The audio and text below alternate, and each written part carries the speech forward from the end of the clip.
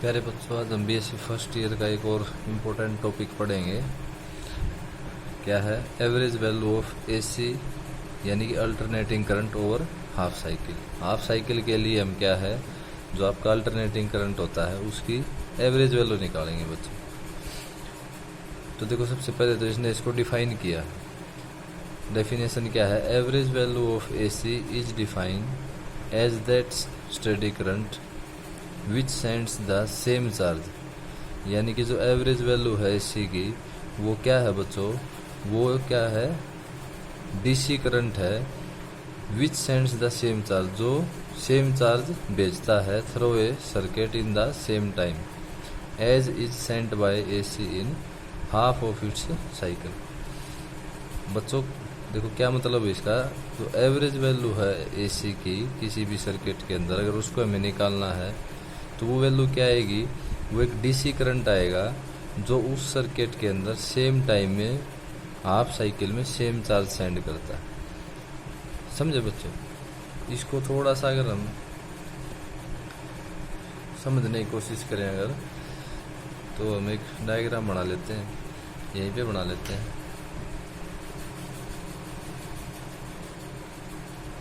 आपको पता है ये बच्चों, जो एसी करंट होता है आपका, उसकी साइकिल, उसका जो बिहेवियर होता है इस टाइप से होता है, साइन वेव की फॉर्म में। तो एक साइड हमने क्या मान लिया? स्पीड, टाइम मान लिया, और दूसरी एक्सिस पे क्या मान लिया? करंट मान लिया। अब बच्चों हमें इसकी एवरेज निकालनी है। तो देखो, यहाँ से सीधा दिख रहा है, ये तो क्या है इसका हाफ पोर्शन, तो क्या है? पॉजिटिव। हाफ क्या है? नेगेटिव। तो कोई आपसे एवरेज वैल्यू पूछे इसकी पूरी साइकिल के लिए, वो तो सीधा सीधा दिख रही है आपको कि वो 0 आ जाएगी। लेकिन यहाँ पे हम लोगों को क्या करना है? एवरेज निकालनी है आपको हाफ साइकिल। अब देखो, इस साइन वेव के अंदर अगर आप करंट की वैल्यू देखोगे किसी भी टाइम, वो हर टाइम क्या हो रही है? चेंज हो रही है। यानी कि यहाँ पे अलग वैल्यू है, यहाँ पे अलग है, यहाँ पे अलग है, ये ऐसे। तो क्या है, इसके अंदर हमारे पास बहुत सारी वैल्यूज आ जाएंगी। तो कितनी बार हमें वैल्यू लेनी पड़ेगी, फिर उसका क्या करना पड़ेगा? एवरेज करना पड़ेगा। तब हमारे पास क्या है? एवरेज वैल्यू आएगी एसी की। लेकिन ये बहुत क्या है आपके लिए टिपिकल हो जाएगा। तो जो डेफिनेशन है उसको अगर हम एक डायग्राम से समझे बच्चों, तो देखो हमने क्या किया है, एक सर्किट लिया है। इस सर्किट के अंदर एक बैटरी लगा दी। सर्किट कैसा है बच्चों? एसी। यानी कि इसके अंदर जो सर्किट के अंदर जो करंट आएगा आपका, वो क्या आएगा? अल्टरनेटिंग करंट आएगा। ठीक है। तो हमने क्या किया? बैटरी लगा दी, यहाँ से अल्टरनेटिंग करंट आया। इस सर्किट के अंदर हमने भी यहाँ पे क्या लगा दिया? एक कंडक्टर लगा दिया, जिसको हमने क्यू से डिनोट कर दिया। अब हम क्या करेंगे बच्चों? हाफ साइकिल के लिए ये देख लेंगे कि इस करंट के कारण इस कंडक्टर में कितना चार्ज जनरेट हुआ।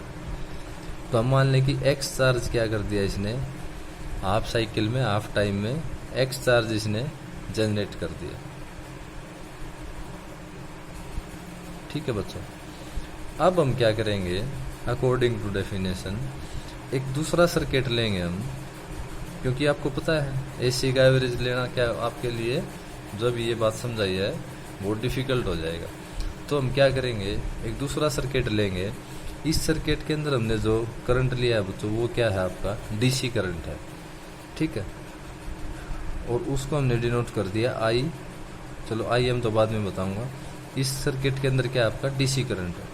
अब ऐसे ही हमने सेम कंडक्टर ले लिया, क्यू से उसको डिनोट कर दिया। अब हम क्या करेंगे? इस चार्ज को काउंट करना शुरू कर देंगे। जब ये चार्ज आपका ऊपर वाले एसी सर्किट जितना चार्ज यहाँ पे जनरेट हो जाएगा, ऊपर एक्स चार्ज था, तो यहाँ भी क्या आपका एक्स चार्ज जनरेट होगा। लेकिन क्या करेंगे हम? ये एक्स चार्ज जब जनरेट होगा ना, तो हम उस टाइम इस करंट की वैल्यू चेक कर लेंगे। अब जितना चार्ज यहाँ जनरेट हुआ था उतना ही चार्ज यहाँ पे जनरेट हुआ। यानी कि दोनों केसेस में चार्ज आपका क्या है? सेम जनरेट हो रहा है। ठीक है। लेकिन यहाँ पे जब एक्स चार्ज जनरेट होगा, तो हम उस टाइम पे इसकी करंट की वैल्यू देख लेंगे, जिसको हमने किससे दिखाया है? आई एम से।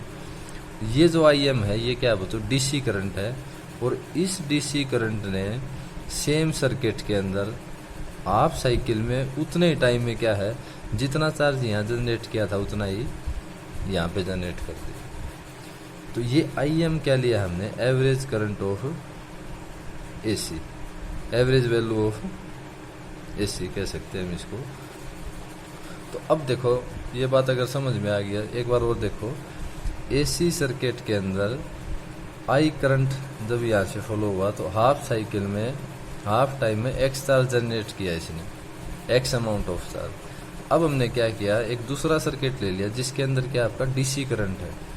तो इस DC करंट ने क्या किया, जितना चार्ज यहाँ पे जनरेट हुआ था X चार्ज, उतना ही चार्ज जब यहाँ पे जनरेट हो जाएगा उस टाइम हम क्या करेंगे, करंट की वैल्यू देख लेंगे, और उसको हमने क्या किससे डिनोट किया है, IM से।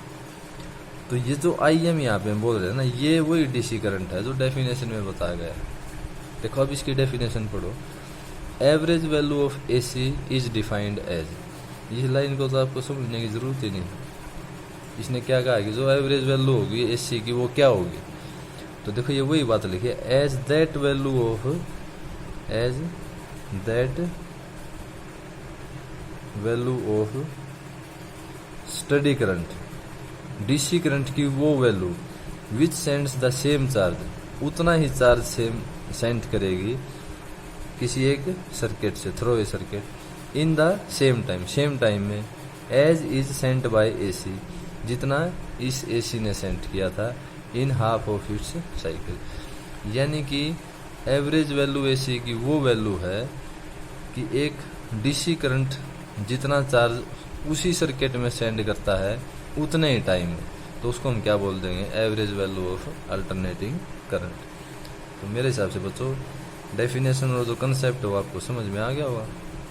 अब देखो आगे इसमें क्या है, सिर्फ मैथमेटिक्स है। ये हमने क्या किया, किसी भी टाइम करंट की वैल्यू ले ली और उसको हम, आपको पता है उसको किससे दिखाते हैं, I equal to I nought sine omega T. इसके अंदर I नोट क्या आपकी peak value of alternating current. अब हमने क्या किया ना, फॉर स्मॉल टाइम dt, एक छोटे से टाइम के लिए हमने क्या किया, charge sent during this time is given by, small time में कितना चार्ज इस सर्किट के अंदर आपका मतलब जनरेट हुआ। तो आपको पता है करंट की वैल्यू क्या होती है, क्या होता है, चार्ज पर यूनिट टाइम। तो स्मॉल चार्ज है तो dt, टाइम भी क्या होगा, स्मॉल हो गया।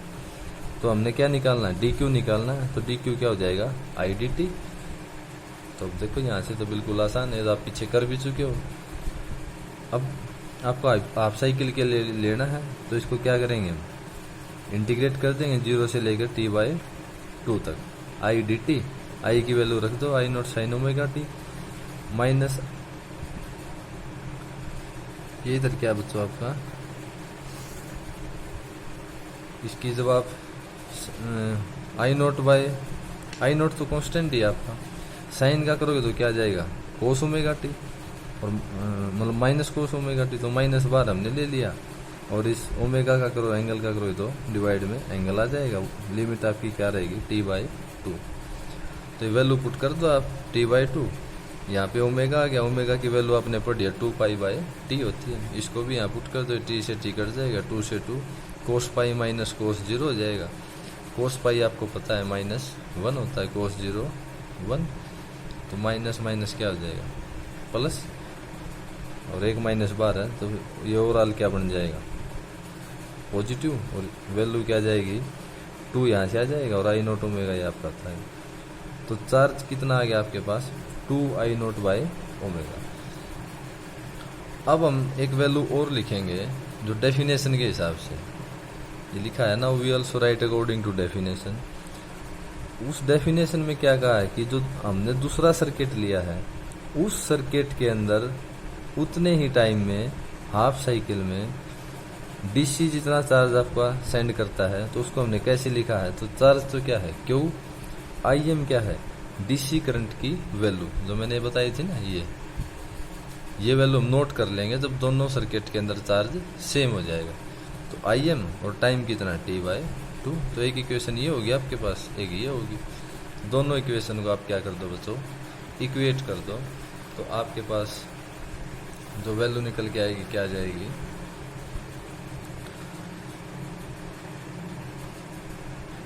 IM की जो वैल्यू आएगी यहाँ से आप इसको जब कैलकुलेट करोगे, ये आपकी IM T/2 और इधर क्या जाएगा आपका 2I0/ओमेगा।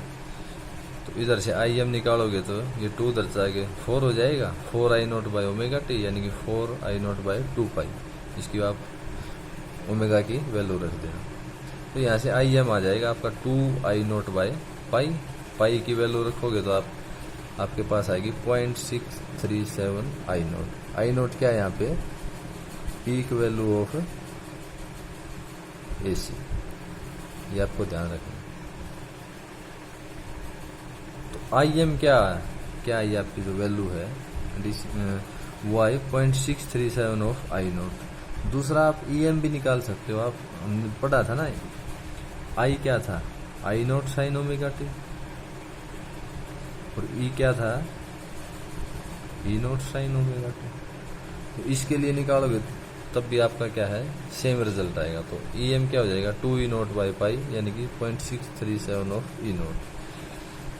यहाँ से आप एक और डेफिनेशन दे सकते हो, एवरेज और mean value of AC for half cycle is 0.637 times of its peak value, यानी कि एवरेज वैल्यू AC की जो होगी वो पीक वैल्यू का 0.637 होगी। अगर इसको परसेंट में निकालोगे तो कितनी हो जाएगी, 63% ऑफ I0, यानी कि अगर I0 की वैल्यू आपके पास 100 है बच्चों, ये क्या आपकी पीक वैल्यू, तो IM की वैल्यू क्या आ जाएगी आपके पास, 100 का 0.637 कह सकते हो, या परसेंट में निकालना है तो इसका 63%, यानी कि 63 ऑफ I0। तो मतलब ये था आपका average value of AC over half cycle. Thank you.